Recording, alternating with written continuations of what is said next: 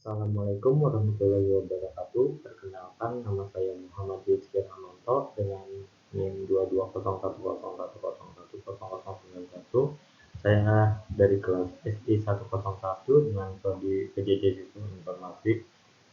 Di sini saya akan mempresentasikan tentang peran literasi ICT dalam pendidikan inklusif, mata kuliah ICT Literasi dengan dosen Pak Abdurrahman.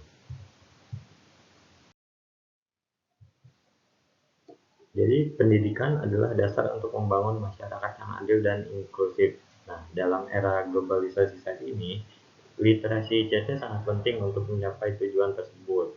Meskipun kemajuan teknologi membawa banyak peluang, masih ada perbedaan dalam akses dan pemanfaatan teknologi informasi dan komunikasi ICT.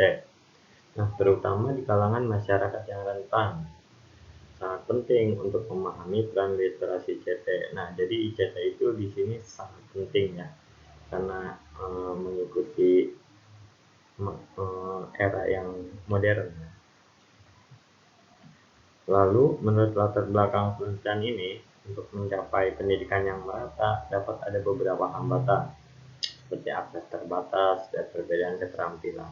Akibat dari akses terbatas dan perbedaan keterampilan, dan ini bertujuan untuk mengatasi perbedaan yang tadi dan meningkatkan pemahaman tentang cara literasi. TC dapat menjadi kekuatan penggerak pendidikan inklusif yang lebih efisien dan berkeadilan.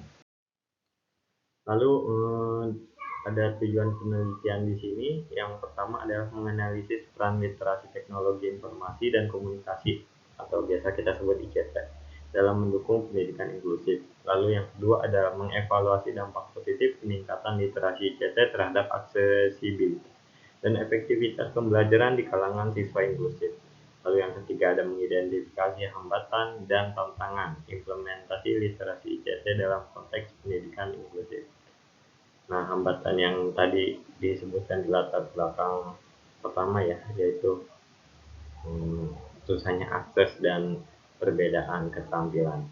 Lalu yang keempat ada merumuskan rekomendasi praktis untuk meningkatkan penerapan literasi ICT guna mendukung pendidikan inklusif dan mengurangi kesenjangan digital di antara kelompok masyarakat.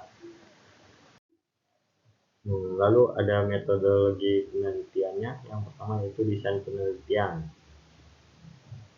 Nah, jadi penilaian ini menggunakan pendekatan kualitatif dan kuantitatif untuk memahami secara holistik peran literasi teknologi informasi dan komunikasi dalam pendidikan inklusif. Lalu yang kedua ada partisipan penelitian. Nah, partisipan itu yaitu penelitian mencakup siswa dari berbagai tingkat pendidikan dan latar belakang, guru, serta pihak terkait dalam pendidikan inklusif. Lalu yang ketiga ada teknik pengumpulan data. Nah, teknik pengumpulan data di sini ada dua. Yang pertama itu kuesioner dan yang kedua itu wawancara fokus kelompok. Nah, kuesioner di sini digunakan untuk mengumpulkan data kuantitatif mengenai tingkat literasi ICT siswa dan persepsi mereka terhadap dampaknya pada pembelajaran inklusif. Lalu wawancara yaitu dilakukan untuk mendapatkan pemahaman dalam pandangan dan pengalaman siswa, guru, serta pihak terkait literasi ICT dan pendidikan inklusif. Lalu selain itu ada instrumen penelitian. Instrumen penelitian ada dua, yaitu kuesioner literasi ICT dan panduan wawancara yang tadi ya. Lalu ada prosedur penelitian. Di sini ada tiga, yaitu pertama distribusi kuesioner pada siswa terpilih, yang kedua pelaksanaan wawancara dan fokus kelompok, lalu yang ketiga adalah analisis data kuantitatif menggunakan metode statistik, sedangkan yang kualitatif dianalisis dengan pendekatan tematis.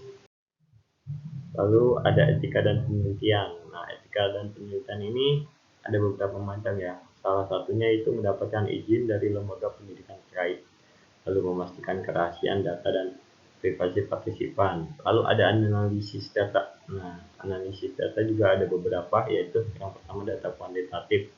Dianalisis menggunakan teknik statistik deskriptif dan inferensial. Lalu ada data kualitatif, dianalisis melalui pendekatan tematis mengidentifikasi pola dan tema utama. Lalu di sini selanjutnya ada interpretasi dan kesimpulan. Nah, jadi yang pertama itu hasil analisis digunakan untuk menafsirkan temuan dan menghasilkan kesimpulan. Lalu yang kedua implikasi praktis dan rekomendasi untuk pengembangan pendidikan inklusif dengan mempertimbangkan literasi ICT. Selanjutnya yaitu kita akan menjelaskan tentang hubungan antara ICT literasi dan pendidikan inklusif. Apa sih hubungannya? Jadi ICT literasi atau literasi teknologi informasi dan komunikasi memiliki peran sentral dalam mendukung dan meningkatkan aktivitas pendidikan inklusif. Hubungan antara keduanya dapat diuraikan sebagai berikut. Yang pertama itu ada aksesibilitas dan kesabaran. Salah satunya itu ICT literasi membuka pintu akses yang lebih luas terhadap sumber daya pendidikan. Lalu yang kedua ada personalisasi pembelajaran. Ya, salah satunya itu literasi ICT memberikan personalisasi pembelajaran sesuai dengan gaya belajar dan kebutuhan hidup. Jadi ada dua ya. Selanjutnya ada dukungan untuk siswa dengan kebutuhan khusus. Nah, di sini juga ada beberapa, yaitu salah satunya adalah penggunaan teknologi asistif dan aplikasi khusus mendukung siswa dengan kebutuhan khusus.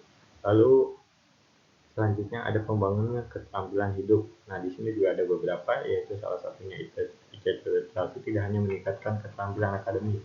Nah, jadi tidak hanya akademis ya, tetapi juga membantu siswa mengembangkan keterampilan hidup yang relevan di era digital.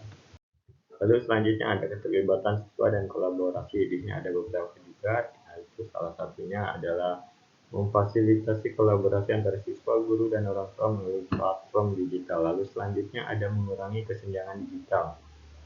Di sini juga ada beberapa, salah satunya adalah fokus pada literasi ICT membantu mengurangi kesenjangan digital di antara siswa. Oke, lalu selanjutnya itu adalah konsep pendidikan inklusif. Nah, pendidikan inklusif adalah suatu pendekatan yang mempromosikan partisipasi dan keterlibatan penuh siswa, termasuk mereka yang memiliki kebutuhan khusus dalam lingkungan pendidikan yang sama dengan teman-teman sebaya mereka. Nah, di sini ada beberapa konsep pendidikan inklusif. Yang pertama itu kesetaraan dan aksesibilitas. Jadi menekankan hak setiap individu untuk mendapatkan pendidikan tanpa diskriminasi. Lalu yang kedua ada partisipasi aktif. Nah, itu mendorong partisipasi aktif dan keterlibatan siswa dalam seluruh aspek kehidupan sekolah. Lalu yang ketiga ada adaptasi dan dukungan, menyediakan dukungan dan adaptasi yang diperlukan untuk memenuhi kebutuhan beragam siswa. Lalu yang keempat ada kolaborasi dan kemitraan, yaitu mengakui peran penting kemitraan dengan komunitas dalam mendukung pendidikan inklusif. Terus yang kelima ada pembelajaran universal, yaitu mengadopsi pendekatan pembelajaran universal yang dapat diakses oleh semua siswa tanpa memandang perbedaan. Dan yang keenam ada menerima keanekaragaman, yaitu menciptakan lingkungan yang inklusif dan ramah siswa. Lalu yang ketujuh ada penilaian formatif nih. Jadi penilaian formatif itu adalah memberikan umpan balik yang konstruktif untuk meningkatkan proses pembelajaran. Lalu yang kedelapan ada pengembangan profesional juga, yaitu mendorong refleksi terus menerus dan pembelajaran berkelanjutan. Lalu dalam semuanya itu kita menghasilkan penelitian. Hasilnya itu adalah ada beberapa ya. Yang pertama peningkatan aksesibilitas. Salah satunya siswa dari berbagai latar belakang dapat mengakses materi pembelajaran secara merata. Lalu yang kedua ada pembelajaran yang dapat dipersonalisasi, yaitu guru dapat mengadaptasi metode pengajaran yang lebih efektif dan mencapai tujuan pembelajaran individu. Lalu yang ketiga ada dukungan untuk siswa dengan kebutuhan khusus. Nah, salah satunya literasi ICT menyediakan dukungan yang lebih baik lagi nih bagi siswa dengan kebutuhan khusus. Lalu selanjutnya ada pengembangan keterampilan hidup. Nah, salah satunya penguasaan teknologi menjadi penting bagi siswa untuk menghadapi tuntutan dunia kerja. Lalu yang ke-6 ada kolaborasi dan komunikasi yang efektif. Nah, salah satunya itu literasi ICT memfasilitasi kolaborasi dan komunikasi yang lebih efektif antara siswa, guru, dan orang tua. Lalu yang ke-8 mengurangi kesenjangan digital. Jadi salah satunya itu menunjukkan literasi ICT secara signifikan berkontribusi pada mengurangi kesenjangan digital di antara kelompok siswa. Yang ke-9 ada implikasi praktis dan korekomendasi. Jadi yang salah satunya itu dia menyusun program pelatihan literasi ICT bagi guru untuk meningkatkan kemampuan mereka dalam mengintegrasikan teknologi dalam pembelajaran. Oke, jadi selanjutnya itu ada kita akan menjelaskan tentang dampak positif meningkatkan ICT literasi dalam pendidikan inklusif. Jadi yang pertama itu peningkatan aksesibilitas pendidikan. Salah satunya meningkatkan literasi ICT membuka akses yang lebih luas terhadap sumber daya pendidikan, memastikan siswa memiliki peluang yang sama saja. Lalu selanjutnya personalisasi pembelajaran. Nah, di sini memungkinkan personalisasi pembelajaran, memastikan pengalaman pembelajaran yang sesuai dengan kebutuhan dan gaya belajar individu. Lalu selanjutnya dukungan untuk siswa dengan kebutuhan khusus. Nah, jadi mendapatkan dukungan yang lebih baik melalui literasi ICT dengan adanya teknologi asistif dan aplikasi yang mendukung partisipasi aktif. Lalu ada pengembangan keterampilan hidup. Nah, untuk mengembangkan keterampilan hidup yang diperlukan dalam masyarakat yang semakin didigitalisasi. Lalu ada kolaborasi dan komunikasi efektif. Nah, komunikasi yang lebih efektif antara siswa, guru, dan orang tua menciptakan lingkungan pendidikan yang berhubungan dengan yang terhubung dengan berintegrasi. Lalu ada pengurangan kesenjangan digital. Nah, pada mengurangi kesenjangan digital memastikan bahwa semua siswa memiliki keterampilan yang diperlukan.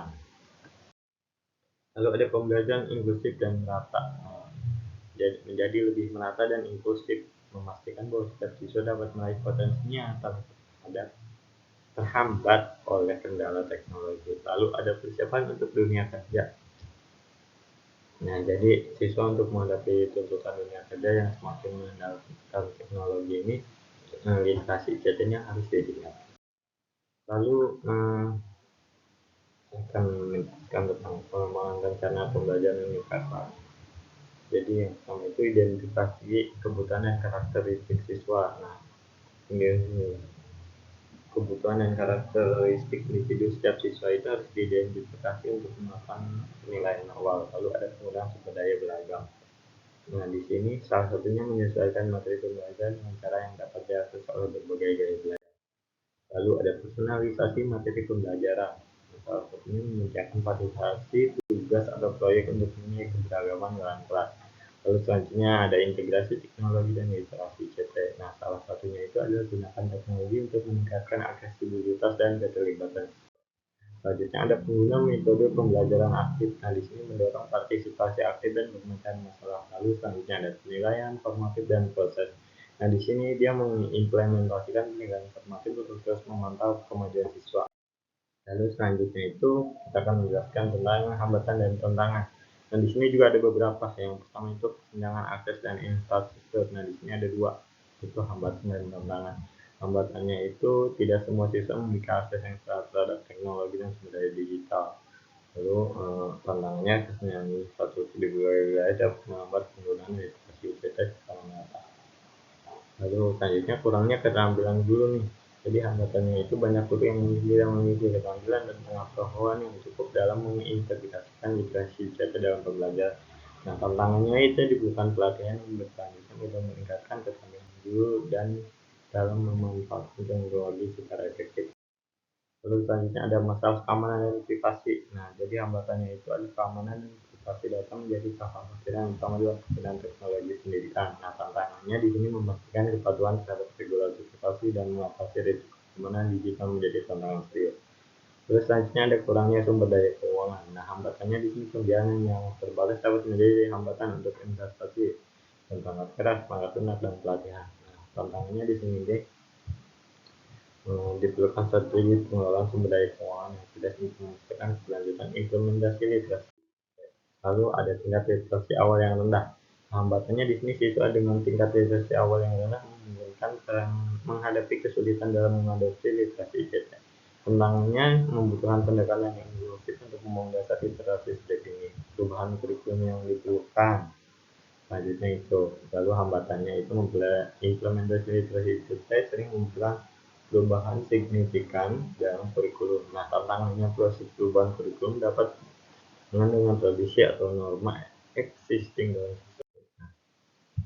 Lalu kesimpulan dari tadi semua yang saya sudah jelaskan, terdapat kesimpulan bahwa literasi teknologi informasi dan komunikasi atau kita sebut ICT adalah kunci untuk pendidikan inklusif. Nah, dengan memahami teknologi informasi dan komunikasi, siswa dengan kebutuhan khusus dapat mendapatkan dukungan yang signifikan dan pendidikan dapat diakses dengan lebih mudah. Nah, ini bermanfaat untuk meningkatkan keterampilan hidup dan persiapan untuk karir dunia yang semakin terdigitalisasi. Nah, namun Masalahnya seperti keterbatasan akses, keterbatasan sumber daya, dan masalah keamanan data mengganggu kerjasama tim untuk menyelesaikannya. Nah, keberhasilan dalam menciptakan lingkungan inklusif yang didukung oleh literasi digital memerlukan kerjasama antara lembaga pendidikan, pemerintah, dan industri. Nah, dengan menganggap literasi digital sebagai katalisator untuk inklusi, pendidikan dapat berfungsi sebagai fondasi untuk menghasilkan generasi yang terampil dalam teknologi, merata, dan siap menghadapi tantangan di era digitalisasi digital yang terus berkembang. Cukup sekian dari saya, Muhammad Rizky Rahmanto. Terima kasih.